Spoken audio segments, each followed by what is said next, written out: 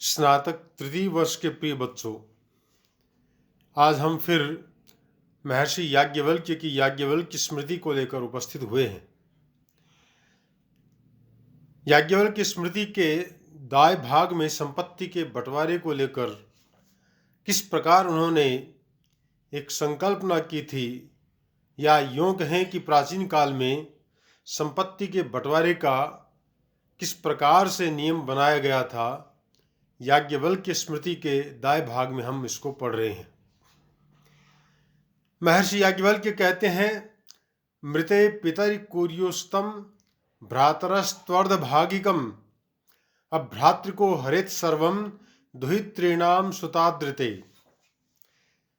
इसका अन्वय है, पितरि मृते भ्रातरः तु तम अर्धभागिकम कुर्युः दुहित्रीणाम सुतादृते अभ्रातृकः सह सर्वम हरेत। अर्थात पितरिमृते सति जनकस्य मरणात् परं यदि भ्रातरः परिणीतायाः पुत्रः सन्ति तर्हि तं दासीपुत्रम् अर्धभागिकं स्वस्वभागाद् अर्धं दत्त्वा अर्धभागिनं कुर्युः विदधतु। यदि परिणीतायाः पुत्र्यः न सन्ति तदा दुहित्रीणां पुत्रीणां च सुतादृते पुत्राभावे अभ्रातृकः परिणीतायाः पुत्राणाम् अभावे स दासीपुत्रः एव सर्वं कृत्स्नं धनं हरेत गृह्णीयात्। यानी पिता के मरने के पश्चात उस दासी पुत्र को भाई लोग अपने भाग का आधा भाग दें, और यदि भाई न हो तथा लड़की का पुत्र भी न हो तो वह दासी पुत्र यानी पिता का सब धन ले लेवे। इस प्रकार दासी पुत्र के लिए धन की किस प्रकार से व्यवस्था की गई थी, इस विषय में यहाँ पर बताया गया है। अब कह रहे हैं कि मुख्य गौण सुता भावे सर्वेषाम दायाद क्रम उच्यते। अब जो संपत्ति के बंटवारे में जो हिस्सा है उसका बंटवारा कैसे हो पुत्रों में, कह रहे हैं पत्नी दुहितरश्चैव पितरौ भ्रातरस्तथा तत्सुता गोत्रजा बंधु शिष्य स ब्रह्मचारिणः येषाम् अभावे पूर्वस्य धनभाग उत्तरोत्तरः स्वर्यातस्य ह्यपुत्रस्य सर्ववर्णे स्वयं विधि। इसका अन्वय है, अपुत्रस्य स्वर्यातस्य पत्नी दुहितरः पितरौ भ्रातरः तत्सुतः गोत्रजः बन्धुः शिष्यः स ब्रह्मचारिणः च एव येषां पूर्वस्य अभावे उत्तरः धनभाग भवति इति सर्वेषु वर्णेषु अयं विधिः वर्तते।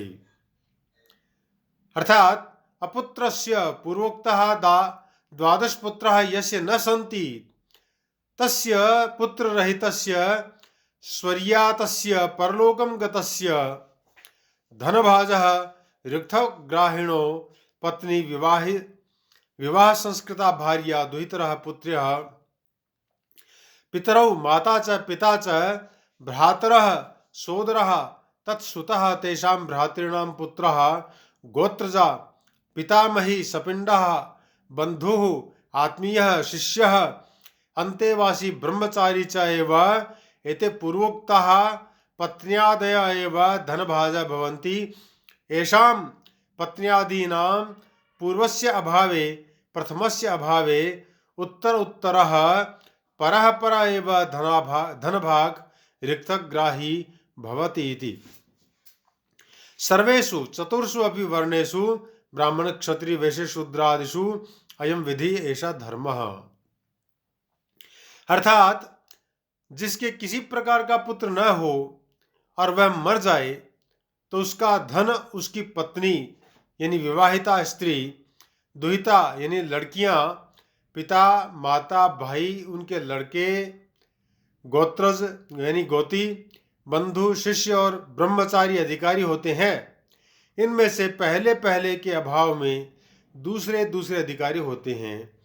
यही विधि सब वर्णों में जो अपुत्र व्यक्ति मर जाए उसकी होनी चाहिए।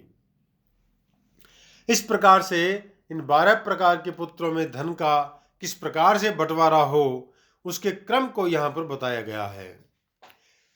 आगे फिर कह रहे हैं कि पुत्र पौत्राणाम अभावे पत्न्यादयः सांप्रतम तदुभयोः अपवादम् आह। वानप्रस्थ यदि ब्रह्मचारिणां रिक्तभागिनः क्रमेणाचार्य सच्छिष्य धर्म भ्रात्रेक तीर्थिनः।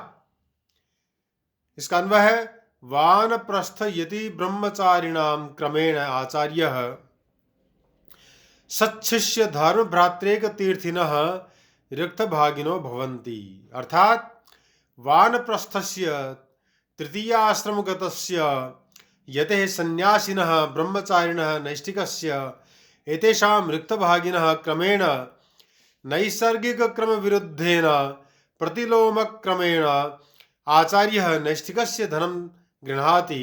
सच्छिष्यः अधीतिबोधाचरणक्षमो अन्तेवासी यते धनं गृह्णाति।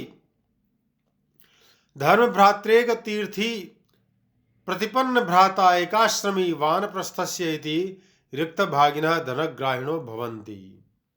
यानी वानप्रस्थ यति यानी सन्यासी और ब्रह्मचारी, इनका धन उनके धर्म भाई एक तीर्थ यानी उसी आश्रम में रहने वाला अध्यात्म शास्त्र का शिष्य तथा आचार्य ग्रहण करे। इस प्रकार से जो सन्यासी है उसके धन का ग्रहण कौन करे, इस विषय को लेकर के यहाँ पर सुंदर ढंग से प्रतिपादन किया गया है।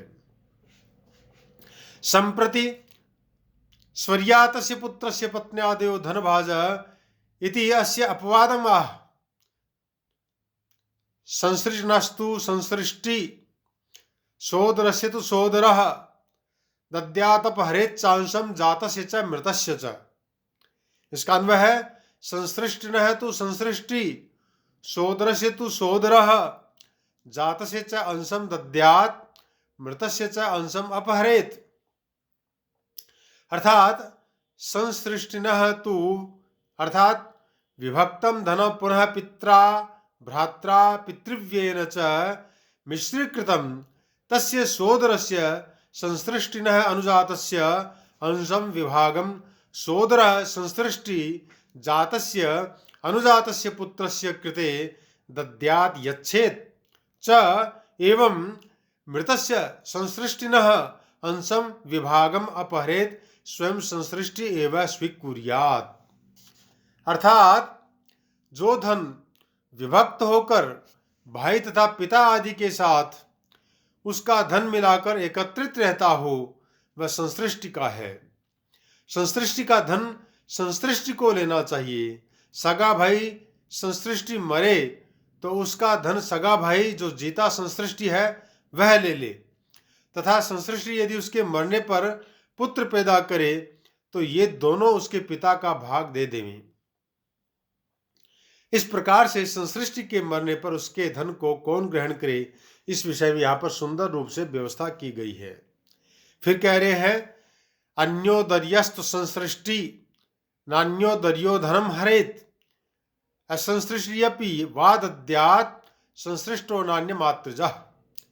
इसका अन्वय है अन्योदर्यः तु संसृष्टि धनम हरेत न पुनः अन्योदर्यः असंसृष्टि धनम हरेत वा असंसृष्ट्यपि संसृष्टः धनम आदद्यात् अन्य मातृजः न आदद्यात्।